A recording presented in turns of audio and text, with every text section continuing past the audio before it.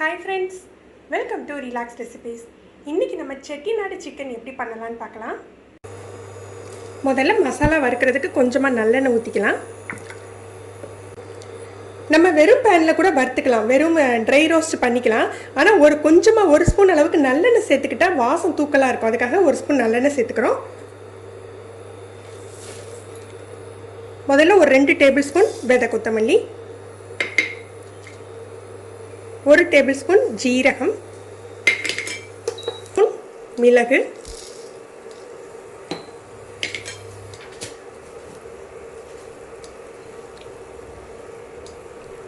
ஒரு 1 டீஸ்பூன் அளவுக்கு சோம்பு, 2 காஞ்ச மிளகாய் போட்டுக்கிறோம். நான் பட்டை கிராம்பு ஏலம் தனியாக திரிச்சு வச்சுருக்கிறதுனால இங்கே போடலை. உங்கள்கிட்ட இந்த மாதிரி தூள் இல்லை அப்படின்னு சொன்னீங்கன்னா, ஹோம்மேட் கரம் மசாலா இல்லாட்டி நீங்கள் ஒரு துண்டு பட்டை, 2 கிராம்பு, 2 ஏலக்காய் சேர்த்து இதோட வறுத்துக்கலாம்.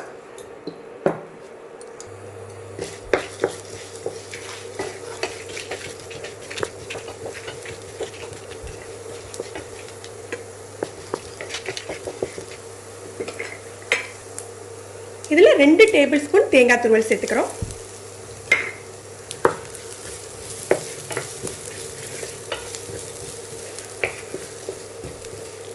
வாசம் வர ஆரம்பிச்சிடுச்சு, கொஞ்சம் செவக்கிற அளவுக்கு வறுத்துக்கலாம்.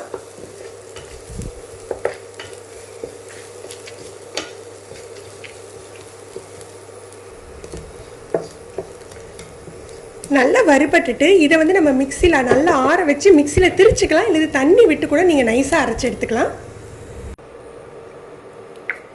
கொஞ்சம் நல்லெண்ணெய் விட்டுக்கலாம். ஒரு 10 சின்ன வெங்காயம் கட் பண்ணி வச்சுருக்கேன். சின்னதாக 2 தக்காளி கட் பண்ணி வச்சுருக்கேன். தக்காளி இதுக்கு கம்மியாக சேர்த்தா போதும், மற்ற கிரேவி அளவுக்கு நிறைய சேர்க்க வேண்டாங்க.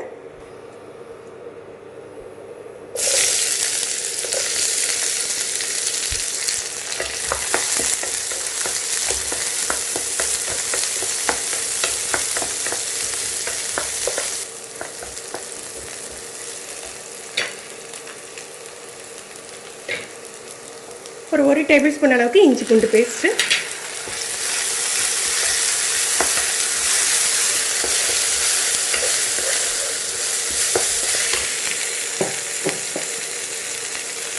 ஒரு டீஸ்பூன் பட்டை கிராம்பு தூள்,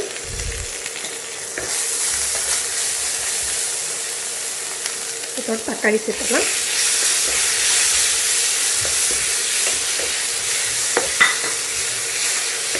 தக்காளி வதங்கிறதுக்கு கொஞ்சம் உப்பு சேர்த்துக்கலாம்.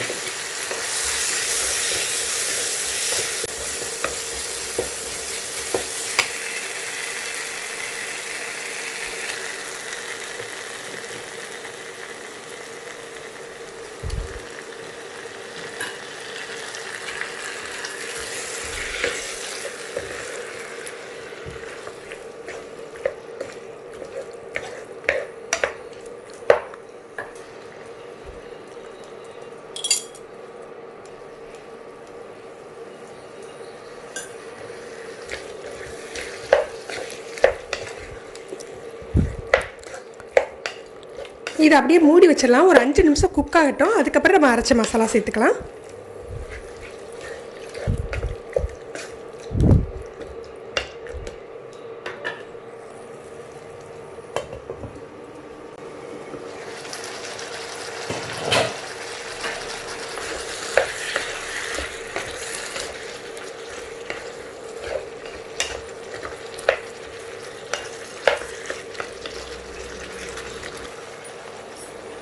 இப்போ இந்த அரைச்ச மசாலாவை சேர்த்துட்டு 1 கப் அளவுக்கு தண்ணி சேர்த்துக்கலாம்.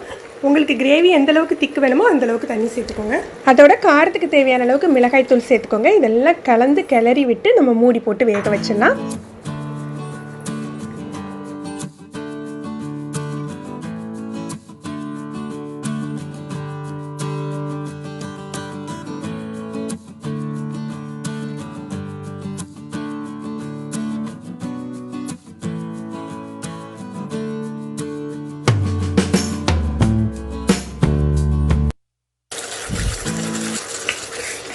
சிக்கன் நல்லா குக் ஆயிடுச்சு. இனி நம்ம மூடி போட வேண்டாம்.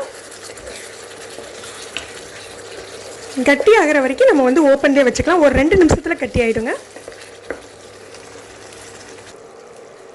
1 டீஸ்பூன் அளவுக்கு நல்லெண்ணெய் ஊற்றிக்கலாம்.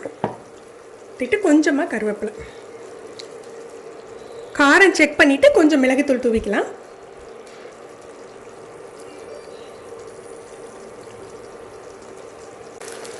நல்ல எண்ணெயெல்லாம் பிரிஞ்சுட்டு இப்போ நமக்கு சிக்கன் செட்டிநாட்டு கிரேவி தயாராகிடுச்சுங்க. நீங்களும் இந்த ரெசிபி ட்ரை பண்ணி பாருங்கள், எப்படி இருந்ததுன்னு கமெண்ட் பண்ணுங்கள்.